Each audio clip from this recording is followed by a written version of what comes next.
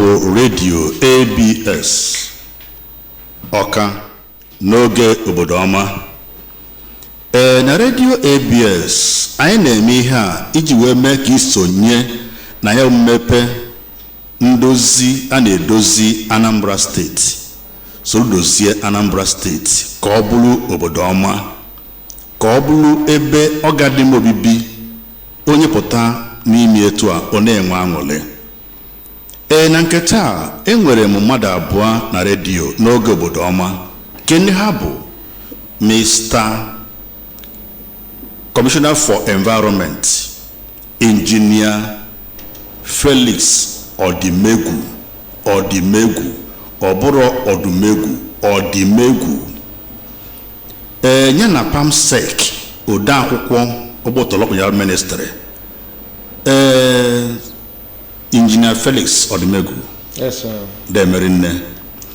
Nọrọ ABS n'oge obodo ọma. Ọ dị mma PAMSEC, achọrọ m ka igwe na-ege ntị aha gị ya na ka isi wee nọrọ n'oge dịka oge. Afọ m bụ Mr. Tochukwu Obodo ya, ode akwụkwọ ọgbọtọrọkpọ Ministry gọọmenti a na-akpọ gburugburu. Ịbịa n'onu oyibo ife ọ pụtara bụ Ministry of Environment. Daalụnụ. Ọ dị mma Demerinne, ka m bido ike nọ Mr. Commissioner for Environment.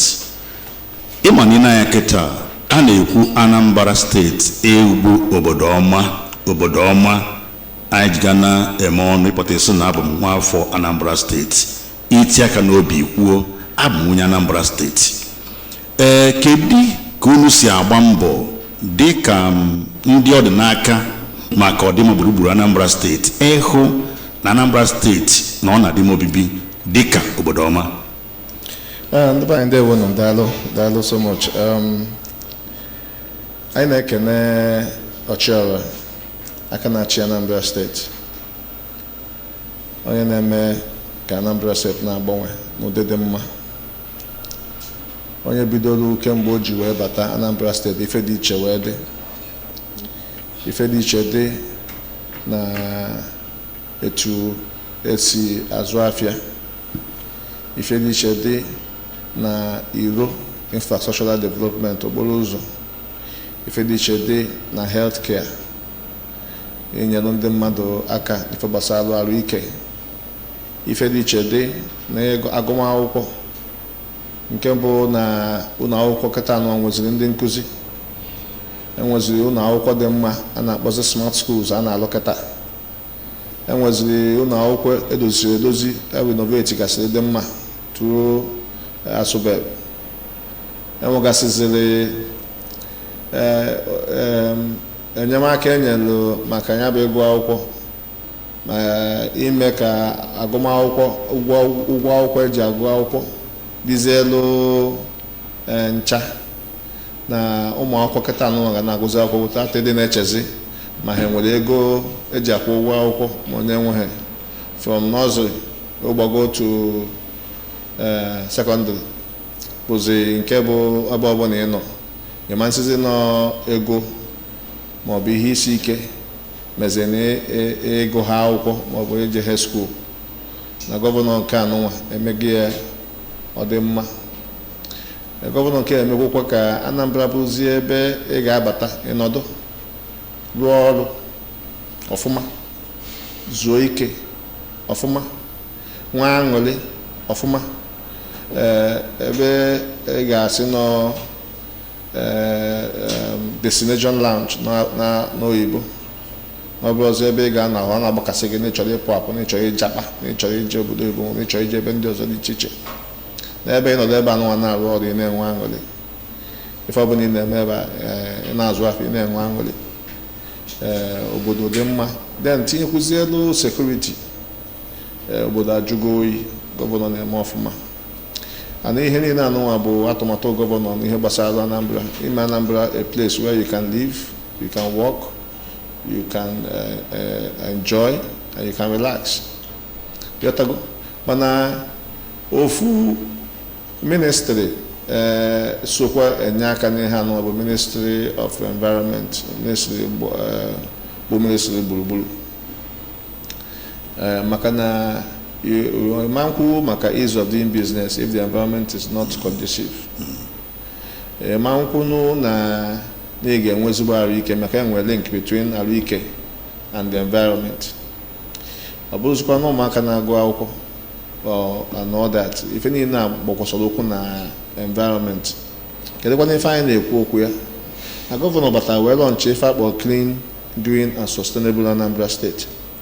Na Anambra ga-adị clean, na Anambra ga-abụkwa ebe a na-akụrụ osisi ọ dị green maka o nwere uru osisi na-aba maka ọdịmma arụike ndị mmadụ.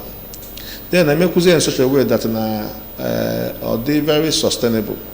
Ọma mbụzi ihe isi ike ịdị na-eme ka Anambra dị clean and green. Because atụmatụ ma onye ilu ma onye azụ ife onye kwesịrị ịdị na-eme you have to make it work. Ife niile anụnwa ka gọvanọ guzoro wee tọpụta na alụ na policy na regulation na ime ka ịnyagbu ebumnobi ya ime ka Anambra dị mma wee bụrụ a destination land mbịa na mmezu. So nke izi anyị batalụ mgbe anyị batalụ everywhere nọ dịka gara ebe ọ bụla efu ahịfịa, ebe ọ bụla efu heaps of refuse. Onwe ebe a dọkọtara nnọọ ọ dịka amambiebi maka ahịfịa togide tolu almost a story building. Mmeji maatụ Ọchanja maka iru Ọchanja roundabout then ọ bụrụ ebe a na-aga ọ na-esi. Ahịfịa was so high like a mountain of refuse. At almost every street corner and for those dumps. So we bụrụ ife mgbata uhie dele ndị Anambra. Maka many people na Abono Katafaje hospital, many people are na hospital na for treatment because they had sick. But many of them may not really know the reason why they get sick so easily like that. Because of the environment, the unhygienic nature of where they were living. And then with pollution here and there. About the GMA tests within those areas, if you have PM 2.5, now they're very high. And this is a pollutant that is a health risk to the people from the mania effluent discharge. So if any among a brief day before Governor Nkawe Abata. Abata zero by all, where declare emergency on waste management, tea intervention, day and night. Upon that time, in one of security others were also okay. Day and night, and within the next 3 months, I feel disappear. That's, I mean, the heaps, it was in our yoga, will reduce to the barest minimum. And we will do the implementation of the clean green agenda. You have to go but so many other things. When they stabilize the system, let's stabilize here. We'll go to the extent that in before now, in 2016 or so, the WHO, that are named on the chart as the most polluted city, which means minus. But now from there to now, in 2024, Clean Up Nigeria, Anambra as top 10 cleanest states in Nigeria. It's a big step forward because of the impactful, transformative maneuvering and governing of Mr. Governor Anambra State. So if the rinne, Anambra Obodo I am a Minister of Environment across the state the nation. So you can't do anything without Anambra because I'm an Anambra articulated program for Basalo environment. So I went in the area where there were gap. The gap said the law adroto comprehensive. You may go wait and ask and one law one regulation link and one policy, go they have no one. And then so many of the laws is so isolated from each other. I went to cover the law. I go to the scholars from Unizik, my friend, no sit day and night to draft a befitting law that the face the current realities, meet up with the current realities of the time, especially where you have a climate change that is globally affecting everywhere. So emegide nnọọ wee draft all this law wee buba anya na House of Assembly wee sit here down on this law fa agụgide law mkpagide aka. It took a long time maka fa afụrụ ya tịkọ asị m na ife anyị butere bụ Bible encyclopedia etu akadị law iji wee kpọkọta almost everything n'ihe gbasara jikọrọ environmental sustainability na Anambra State kpọkọta ya ọnụ. At the end of the day, the House will pass that law. So Governor will sign that law, that bill into law in 2024. Okay. However, Anambra State Environmental Management Protection and Administration Law 2024. On yaketa no abu law because everything. My forestry. Maka for a very long time I went forestry law. If I now operate then was I think 1959 law before the independence. Before the went forestry law. But right now Anambra State go forestry law. So the community wastewater if any then me made that law and was no automato bastarande mado which was not there before. Maka na ekwo erosion. I think I seen Anambra State behave. Man, erosion now be maybe Anambra State because of negligence of the past. And one had tomato, 20-year tomato, 30-year tomato. You have to go get make a mitigation and prevention of these things. You have to go. When you're then, I am on the level I know. The government of the day, the government vision actually in Anambra State. Where saying that we have to start putting up measures, regulations, and policies in place that will be thinking towards preventing the next erosion from erupting. While we tackle the ones that have already happened, the new ones should not arise. If not cause new ones are, or man-made activities not cause new ones are, a bit severe. Or negligence now cause you do these new ones, a bit severe. So by the time you now deal with man-made activities now cause here and minimize them, if not the impact, the new ones will not arise. The same thing with flooding. Block drainages now cause flooding. If you don't get clear about drainages, you have to go so that you can minimize, bring to the barest minimum the causative agents that bring about these impacts. So when you now handle them and bring them, minimize them, if not, that new ones will be brought to the barest minimum. Yeah, right. Then, Mr. Commissioner for Environment, Imane Ebronyon Loibo, EU political civil servant. Achom ka PAMSEC, Obo na eje pota PAMSEC ekwuo ka ndị Oloyibo si agba mbọ inyere ministry aka ịfụnanya bụ idebe Anambra State ọcha ka ọ bụla obodo ọma na anagbasi mbọ ike. Anyị pụtakwa njụọwụ maka repainting or building program nke unji n'aka ugbu a. Afọ m ka ọ na afọ m ka akwụkwọ na-agagharị repainting of buildings in Anambra State. Owebogeni Obodo ọma Gerozia.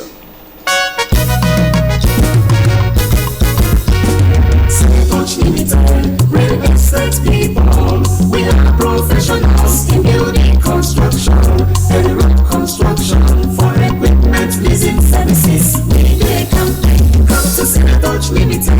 They come on your mouth. Senatouch Limited, the real estate giants, professionals in building and road constructions. We also lease equipment. We have Amazon Estate at Enubagede, Oka Capital Territory. Amazon Estate has perimeter fencing, access roads, garden park, 5-a-side pitch, security surveillance, drainage system, solar systems, and other facilities that make life worth living. Make you visit Senatouch Limited office for number 77 Arthur Eze Avenue, Oka, Anambra State. You fit call 0906 0000481 or 0906 0001181. Website www.senatouch.com. Senatouch Limited. The land is green for you at Amazon Estate. Come to Senatouch Limited. They come on your mouth. Odimma edemerin anyị na-ekwu maka Anambra ebu obodo ọma kedu ka isi agba mbọ inugoro mmiri okwu Mr. Commissioner for Environment Engineer Felix Odimegwu Odimegwu Mr. Tochukwu Obodo Pamsec Ministry ebu onye ọrụ oyibo achọrọ m ka njụọ ka isi agba mbọ ka ndị ọrụ oyibo n'anya bụ ministry ma ndị ọzọ gasị na-agbasi mbọ ike efu na Anambra steeti na ọ bụ obodo ọma. Ndewo nu, ana m ekene onye ọbụla n'ebe a na ekenekwa ọchịọra Anambra steeti bụ onye ndu anyị Prọfesọ Charles Chukwumasoludo CFR. Ndị ekenegodi ya n'ihe ọma ọ na-eme na Anambra steeti, mbọ niile ọ na-agba isi na Anambra dị mma. Ọ bụgodu 1 or 2 skills o mere empower up to 30,000 youths. Ezigbote ife ka o mere. Ndị ekenye ya adịghị ekwuzi maka okporo ụzọ niile alụ na Anambra steeti. I flag off up to 700 something roads, 400 something emeghị asphalt. Ọnụkwute ike ka Fon City. Ị gata Fon City ife egwuri ma egwurizi ebe ahụ. Ebe a ka ya na-emezi children day, ihe niile bụ ihe ụmụaka, ebe a ka na-eme ya. Gọvanọ anyị lụrụ ya. Na-ekedekwa ọbụna enwere for 34 years enwere good befitting government house, but ịgbada kịta from there Emeka anya ọkụ Livable na-agbada efu nke bụ ụzọ ọdịdị ka obodo oyibo. Onwere chetara ebe a last week, ọsịbe ọ dị ka ebe a jụzụ ka New Japan si anakwa Taiwan nabata ọfụrụ. Gọvanọ anyị na-alụsi ọrụ ike. Ife o megoro na Anambra bụ teachers ewezi n'ọrụ, ndị ọrụ oyibo teachers o were ha n'ọrụ, o were many of them n'ọrụ. Ọ bụzi ụmụ nwaanyị na-amụ nwa eji ụmụ nwaanyị mụọ nwa gaghị akwụkwọ bụ free. Ihe na-aga nke ọma, abịa ekene gọvanọ anyị ọrụ ka nke ọma. Anyị bụ ndị ọrụ oyibo, anyị na-agba mbọ ime ka ihe na-aga nke ọma. Mma ebidogodi na ministry mụ bụ gburugburu environment. Every year anyị na-eme ihe a na-akpọ tree planting, a na-akpọ na every June 10 nke anyị ka mepụrụ last 2 weeks. Anyị kọrọ mkpụrụ osisi ebe niile.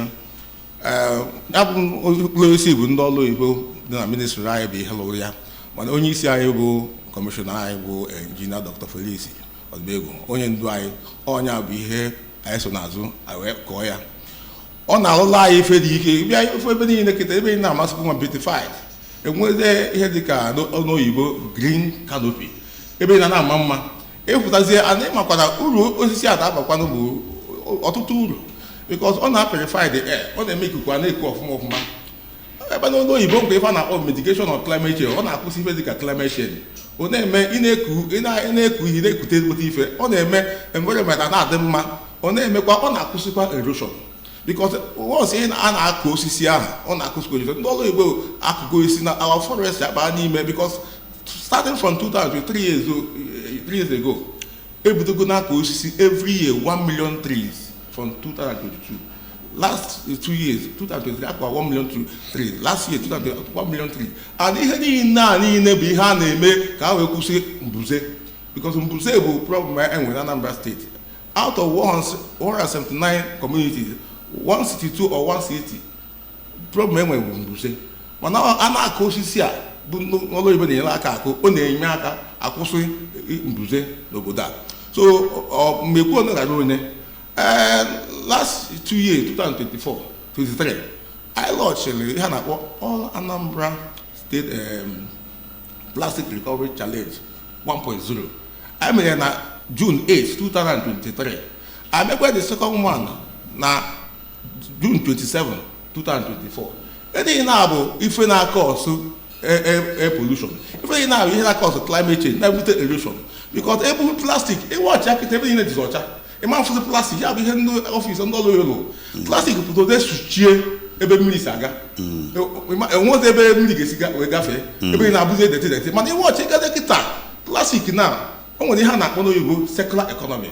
Emekwuru circular economy na iweta plastic ị ga-eji ya wee lụta ihe ọzọ. Ọ bụrụ ọzọ iburu ya na-amọfụ na recycling. Yes, recycling n'oyibo. Enwere recycling hub ebe ị ga-aja ịgbalị ihe ncha niile ewere lụta another plastic a ga-use kwa. Abịa na ihe akpịa ahụ reuse, repurpose and recycle. Ọ dị mma. So ife niile bụ ihe a bụ ife a na-eme, a na-ewọchikwuo ịfụ na ebe niile kịta na-adụzi ọcha. Before o nwere ife nkụziri nwa m nwaanyị, a sị m ya ebe ọ bụla ife plastik pick ya na ọtụrụ mma akụzie m ya ndị mụ na na-akpa nkata drop plastic ọ sị m daddy pick it up wee bụrụ ya ife ịda bụ ife meziri na environment ma na plastic na nwụsị mmiri mmejigide na akpa ọdịnifu west bin so ife a bụ mgbọ ndị ọlụ ebe gbagoro ọtụtụ ife ka ha megoro ọ dị mma na ka anyị debedo otu a ọ dị mma demere nne maazị Tochukwu Obodo ya PAMSEC nke ụlọọrụ environment n'ime Anambra steeti nke Nigeria West Africa ka m bịa n'ike n'ọzọ Mr. Commissioner of Environment Engineer Felix Odimegwu anụ m kepu na ana enye ndị nwegasịla ụlọ nya itenwe ụlọ ha nya ịmago mgba nke a na-akpọ paint wesị ka njụọ gị kedu ebumnobi eji wee chọọ ime ihe dị otu a? Ọ dị mma, daalụ ezigbo mmadụ. Ife anyị na-ekwu okwu ya bụ ime ka Anambra bụrụ obodo ọma. Ka esi eme ka obodo bụ obodo ọma, obodo ọbụla ga-adị ga-achakepụ achakepụ. Gọvanọ abanyego n'ịrụ ọrụ n'ite iro wee tegide ilo tee more than 450 kilometers of road asphalted. Ọ bụ ọsọsọ na-eteli ete na enyekwuru ihe na-akpọ road infrastructure ya na mark ya everywhere ọ chapụ. Mana ịma na you cannot put a new wine in an old wine skin. Maka itinye iwelu mmanya ọfụ tinye na akpa mmanya ochie ọgbaka anya ịghọtago ife anyị na-ekwu okwu ya bụ complement the work because anyị lift the ambience of the state, the beautiful ambience of the state. Anyị ma na onwere ndị befadisi na public view area ya na ilu anya ọla a na-afụ anya afọ otutu mụkwa anya ọla anyway ilu a na-afụ anya mana ibe n'anya some of these buildings nọ na this ilu a na-afụ anya ọ bụzie ha nwa na-ediface the environment maka o nwere ndị na-adị so dilapidated yotago ịnị anya ọ dị ka ọka nọ na 18th century ọ bụzi ọnọzi na analog ọnọzi na ka ha na ọkara na analog ọnọzi na kọmputa digital maka ụwa dị very dynamic, you understand, so you have to actually follow the trend. Okay, so ebe n'anya ihe anụnwa bụ unu ọha nwe ọ bụ gọọmenti nwe, it's their property. You have to go, and we are just trying to encourage them to keep their property in order. Ọ bụkwa ha by force. Okay. Enegị mana enwere ebe aka ndị mmadụ na-adịbe eje na-ekwu kedu n'ihe esiri ike na anyị macha ife ndị a niile ihe ma that na aka niile ararụ. Yotago what we're trying to do is to put up that sensitization in the minds of people. Okay. Yotago ka ha ma that this is needful.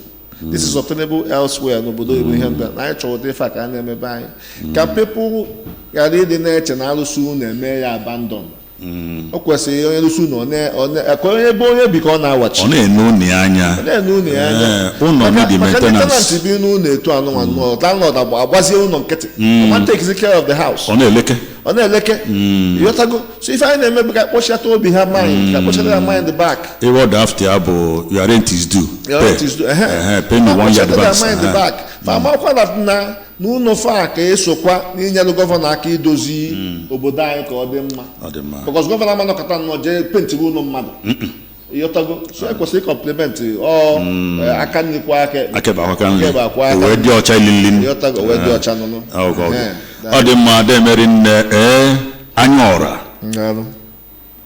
Engineer Felix Odimegwu ọ gị na-ahụ maka Anambra ịdị ọcha gburugburu anyị dị ọcha na ministry nọ n'ime ya asị m na ewu political civil servant wee kwukwuzie PAMSEC bụ onye ụlọ oyibo kpọmkwem Tochukwu Obodo ya Tochukwu demeri nne nọ na redio ABS ije onubia ọ ga-adịkwa ọzọ maka ọwụ nọ mgbịrịgba ndịkọsị jen jegenete ije nke 6 ije nke ichekwa nke mgbede even mass and ọ dị mma na-emeri nne ka nke n'ezie gị jazz maka n'igwe n'izuụka ọzọ anyị bịa na redio ABS n'oge obodo ọma anyị tụọlụ gị alụ ihe ị ga na-eme maka Anambra steeti ịdị na-adị mma obibi n'ime oge dịka oge a ka ọ dị ugbu a were ozi a dịka one for the road ka ọ dị